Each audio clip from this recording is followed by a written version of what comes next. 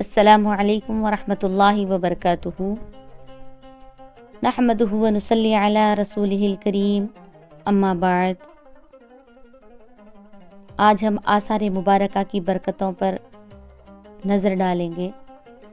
آثار اثر کی جمع ہے، جس کا معنی نشان کے ہیں، اگلی قوموں کی چھوٹی ہوئی یادگاروں کی معرفت۔ انبیاء اکرام علیہ الصلاۃ والسلام کے آثار مبارکہ میں اللہ تعالیٰ کی رحمتوں اور برکتوں کا وجود ہے۔ یہ آثار جہاں کہیں ہوں وہاں رحمتوں کا نزول ہوتا ہے، اور آثار مبارکہ کے وسیلے سے دعاؤں کا مقبول ہونا قرآن مجید و احادیث مبارکہ سے ظاہر ہے۔ چند کو بطور تبرک میں یہاں پر ذکر کرنا ضروری سمجھتی ہوں۔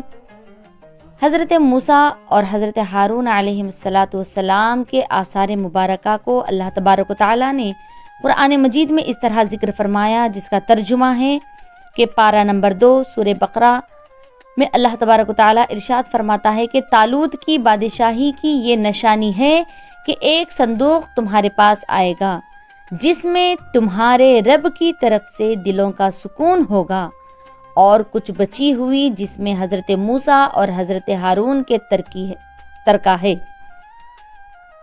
اس آیت مبارکہ میں اللہ تبارک و تعالیٰ نے اپنے برگزیدہ بندوں کے تبرکات کی عظمت و شان بیان فرمائی ہے۔ سیدنا حضرت موسیٰ علیہ السلام کے وصال با کمال کے بعد بنو اسرائیل میں انبیاء اکرام علیہ السلام تشریف لاتے رہے، جنہوں نے مخلوق خدا کو احکامات خداوندی پر عمل پیرا ہونے کا درس دیا، مگر ایک ایسا دور آیا کہ بنی اسرائیل کے لوگ اپنے مالک حقیقی سے روگردانی کر کے عیش و عشرت میں مشغول ہو گئے۔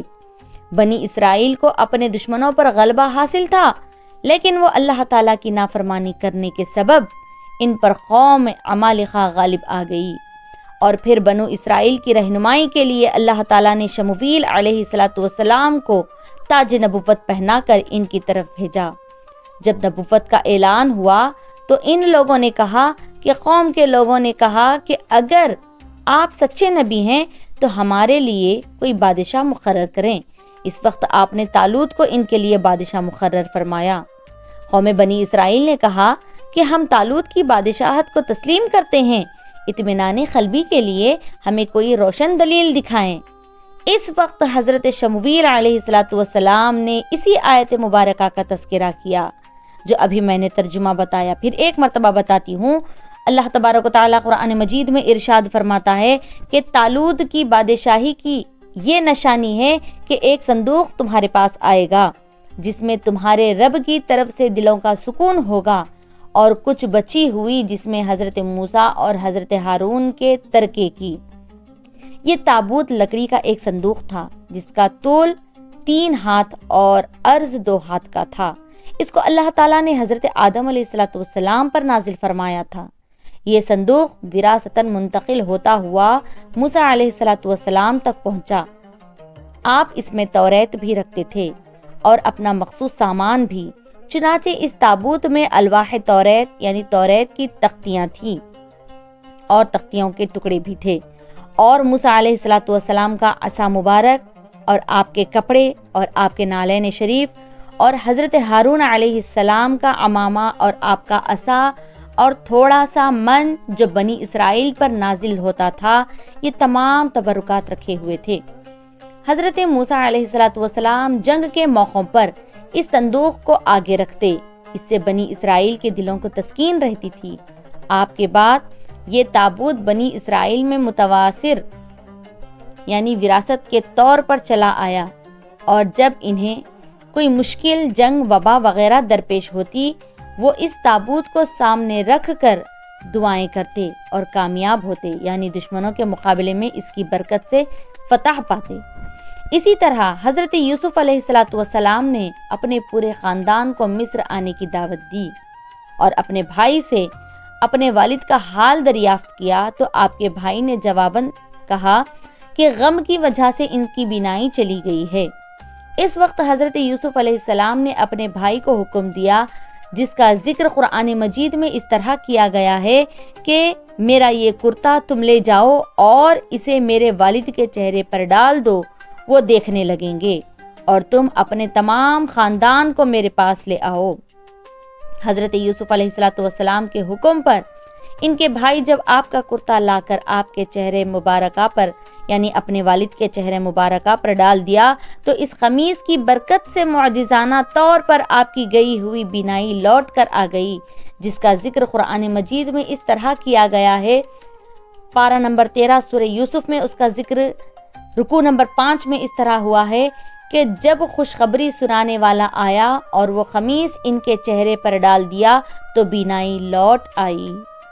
اسی طرح سرکار مدینہ صلی اللہ علیہ وسلم کے تبرکات کا بھی ذکر ہے کہ عثمان بن عبداللہ بن وہب رضی اللہ تعالی عنہ کہتے ہیں کہ مجھ کو میرے گھر والوں نے پانی کا ایک پیالہ دے کر ام المومنین ام سلمہ رضی اللہ تعالی عنہا کے پاس بھیجا۔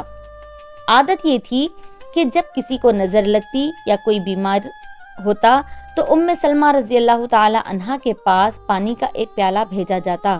ام المومنین رسول اللہ صلی اللہ علیہ وسلم کا بال نکالتی جو چاندی کی ایک فلکی میں بند رہتا، اس بال کو پانی میں ڈال کر حرکت دیتی اور پھر یہ پانی مریض کو پلایا جاتا۔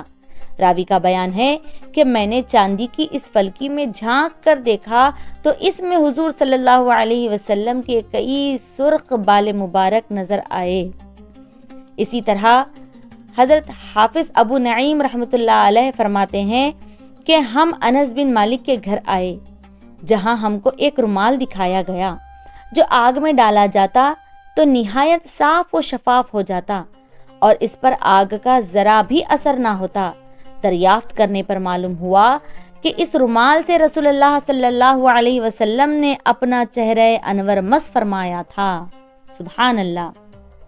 اسی طرح کی ایک اور روایت ہے، حضرت جابر رضی اللہ تعالی عنہ فرماتے ہیں کہ غزوہ احزاب میں ہم سب پر فاقہ تھا، خود رسول اللہ صلی اللہ علیہ وسلم بھی اپنے پیٹ پر 2 پتھر باندھے ہوئے تھے۔ میں نے عرض کیا، یا رسول اللہ صلی اللہ علیہ وسلم اپنے ساتھیوں کے ساتھ تشریف لے چلیے، ہمارے گھر میں 1 صاع یعنی 3 کلو جو کا آٹا اور 1 بکری کا بچہ تیار ہے۔ یہ سنتے ہی رسول اللہ صلی اللہ علیہ وسلم نے بآواز بلند ارشاد فرمایا، اے خندق والو چلو، جلدی سے چلو کہ جابر کے گھر تم سب کی دعوت ہے۔ اس کے بعد حضور صلی اللہ علیہ وسلم نے مجھ سے فرمایا کہ تم اپنی ہانڈی چولہے سے نہ اتارنا اور آٹا نہ پکانا جب تک میں وہاں نہ آ جاؤں۔ چنانچہ آپ صلی اللہ علیہ وسلم تشریف لائے اور آٹے میں اور سالن کی ہانڈی میں اپنا لعاب دہن ڈالا اور برکت کی دعا فرمائی۔ حضرت جابر رضی اللہ تعالی عنہ کا بیان ہے کہ اس روز خندق والے 1000 آدمی تھے۔ اللہ تعالیٰ کی قسم ہے سب لوگوں نے پیٹ بھر کر کھایا اور ہانڈی بدستور بھری ہوئی تھی اور آٹا بھی بدستور باقی رہا جیسا کہ پہلے تھا۔ سبحان اللہ۔ یہ تھے آقا کریم صلی اللہ علیہ وسلم کے بھی معجزات کہ آپ صلی اللہ علیہ وسلم کے لعاب دہن سے صرف 3 کلو آٹے میں 1000 صحابہ نے کھا لیا اور پھر آٹا جیسے کا تیسا رہ گیا۔ سبحان اللہ، ماشاء اللہ۔